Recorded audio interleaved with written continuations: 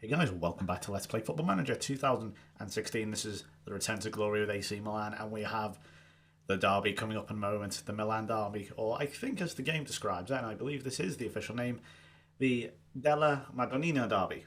Please forgive me if I butchered that. I think I've said that about 6,000 times in this series so far, but that's what happens when I go abroad. I'm a typical little Englishman, don't have a clue about anything beyond the English Channel or the North Sea. So things have really gotten just crazy. It's just mad. I really didn't expect this much progress so quickly. To be honest, I thought I'd be messing around with the tactic and formations and all sorts of stuff for at least a few more years, but it seems to have clicked, and we are nearly there. I think we just need a few more additions, maybe, I don't know, like another quality striker, because we do have, as you saw in the previous video, Carlos Bacca out now for 6 months. He's going to be out, and we've also got now Mbaye Niang out for 4 months, which is a real pain in the arse. So the only front two we have are Adrian Ramos, who, as you can see on the left-hand side over there, has now scored 17 goals. He is hitting form at the right time, and he's absolutely firing them at the moment. And we also have Jeremy Menez, who has been, quite frankly, terrible this season. He really hasn't been very good. But the league table, this is how things looking. Juventus just lost to Palermo. Absolutely crazy. Just going, I can't quite believe. One defeat as well, just against Udinese, just one defeat all season. Really wasn't expecting it. Only 16 goals conceded. Sure, we've only scored 47, but look where it's got us. Just 3 points behind Juventus. If we win here, we will go level on points with them. Now, if I just check our head-to-head, I believe we will go ahead of them, because we drew 1-1 at the San Siro. However, we beat them at Juventus Stadium. So, due to our head-to-head record, if we win here, we go top of the league. Yes, the goal difference is less than Juventus's, but it doesn't matter. It's based on head-to-head first, not goal difference. Then, secondary, if the head-to-heads are a dead heat, then I believe goal difference does come into it. As you can see, results between teams, aka head-to-head, then goal difference, and then it gets down to goals scored. So we've got Champions League. That's something which I didn't expect till at least the third season, and that was being quite generous. But we've got it in the second, which is fantastic. Let's go over the results very quickly. We're also into the semi-finals of the Europa League against Sporting Lisbon. We managed to beat Monaco in a bit of a crazy game here, really topsy-turvy game.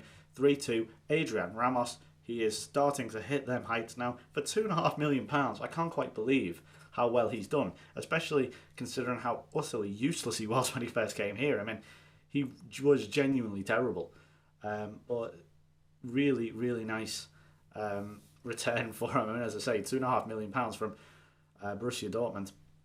I just want to make a very minor point here, just as you watch this highlight. Look at Mr. Cavallero over here. Why is his name in complete all caps?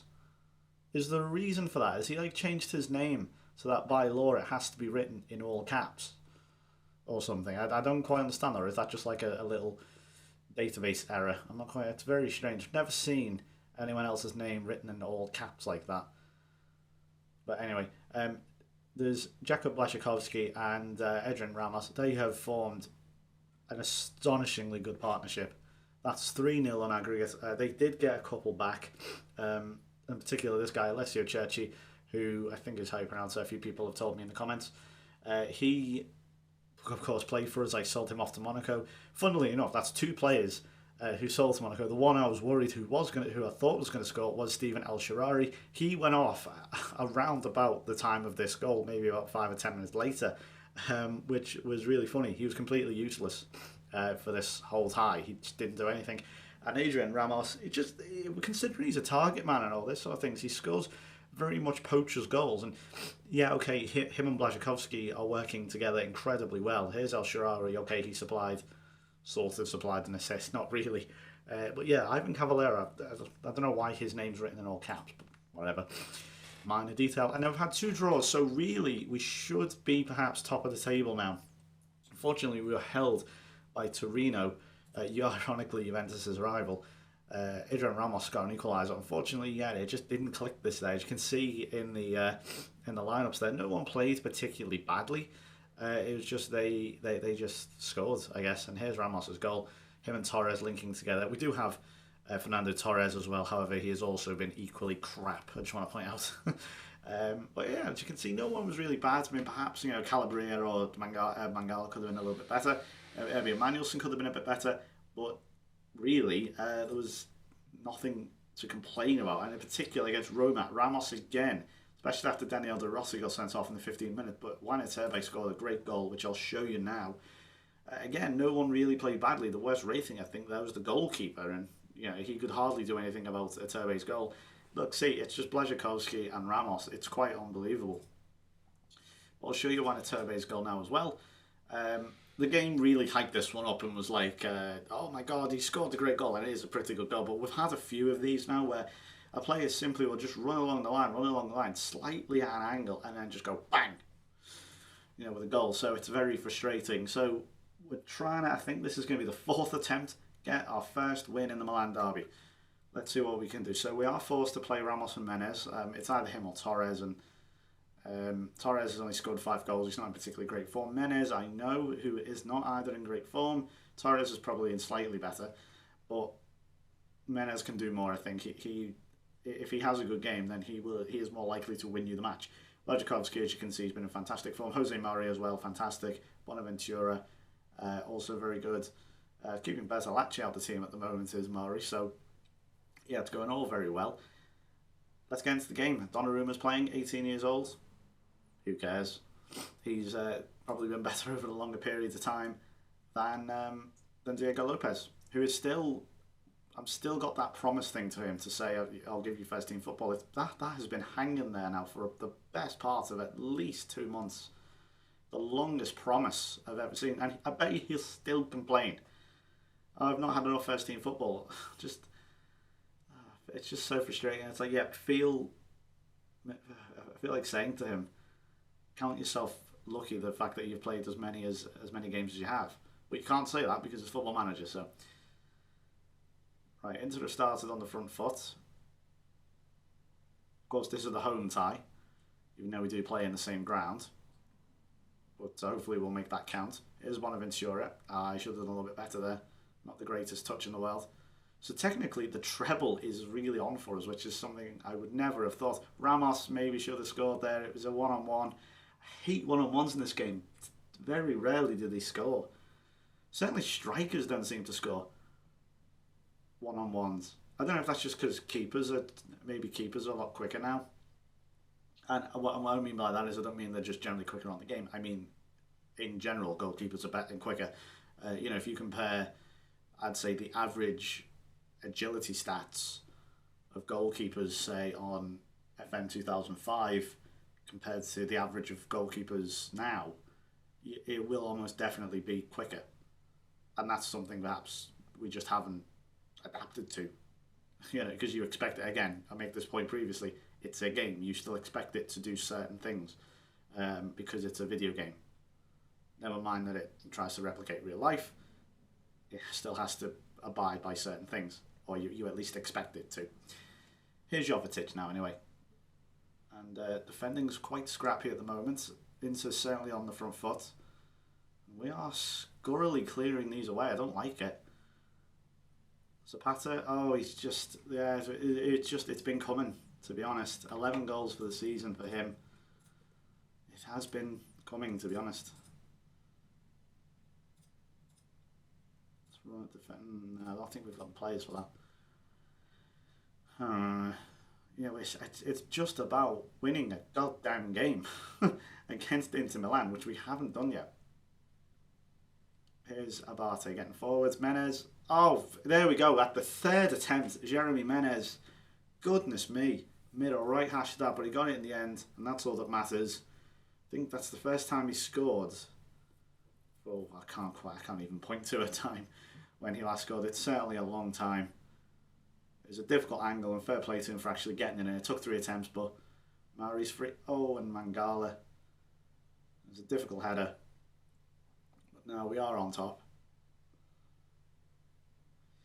Should point out, oh, hang on, Jovetic, I'll come back to that in a moment. Right, here's Blazikowski, now getting forward. Potential counter. What is Menez doing? Trying to flick it onto no one. Right, he's got another chance here. Here's Ramos. Ooh, thought then just for a second, the way it sort of dipped and moved in the air. You can tell by the way, I don't know what it is, it's just the way the ball physics works. Like something, if you play enough Football Manager, you sort of can have an idea of which way the ball's going. That was highly unusual there. It didn't do what it usually does. Right, so 11 shots and 10 of them are on target. You've got to be happy with that. Adrian Ramos, though, oh, so frustrating. You know, he's been on fire for the last few games, and now look, it's not hitting at all. Right, what we're going to do, I used to do this in the old Football Manager. I honestly don't think this makes a difference, but we'll try it anyway. Just swap your strikers around. Just swap them around in the positions. You know, have one on the right side, the other one on the left side. You know, stuff like that. I don't know if it really does work. I just realised Mauri is in the wrong. God, I'm so rubbish at this. I swapped him for I think it was Montolivo in the previous game or someone. He was an Honda, and he was an advanced playmaker. Mauri should be a BBM. Terrible on my part there. So we ended the half quite well. I think we shall continue just with that minor tweak and the changing of Mauri's role, and we'll see how we go here. And what the frig was that from De Siglio? Very strange decision. John Stones, who has been virtually rock solid, but for the majority of the season, is okay. He's got a little better now. He's having probably one of his worst games, which is not a good time. Especially, I think selling Gabriel Paulista was a bit of a bad move on my part, not only because we lost out financially. Chance for Menez, see what I mean? But also we did lose a little bit of cover, and I think I really could do with him now. Mauri and Blazikowski, he is just, what a signing. I just no words for this fantastic player. Let's come back to standard. We're currently top of the league, as you can see. I don't quite believe it. It's April and we're top of the league. There's 3 games to go. And, well, it's not as if we don't deserve it. I mean, look at that. Ben Arthur to whip a free kick in. Ramos doing his defensive duties. Oh, and De Jong, there was a fantastic opportunity for a break on, and he cocked it up monumentally. Got another chance here. Oh, it's a poor pass from Ramos. Because I've got a bad feeling about this attack here from them, but Mangala does quite well. But they just keep coming. Look at this. We're just giving the ball away so stupidly. And, well, thank God for that, because we gave it away so many times there. Okay, we're going to make a change. We are going to bring Ramos off, just because the games are coming thick and fast at the moment. I'm going to need him to be ready. So we're going to bring Torres on. And we are also going to bring on Kosuke Honda for Mauri. And we're going to make him just slightly more defensive at the moment, because Mauri is in a support role and a BBM role. Let's make Honda. He usually does play as an advanced playmaker, but obviously we've got the lead, so we don't need to go overly attacking. Is Menez. Oh, Torres in space. Handanovic. Blazikowski still has it. That's a good tackle. Ooh, it's so close here. 1 goal. If we get one more, that will kill it. I'm going to take Bonaventura off in the last 10 minutes or so. Bring on Evie Manuelsen.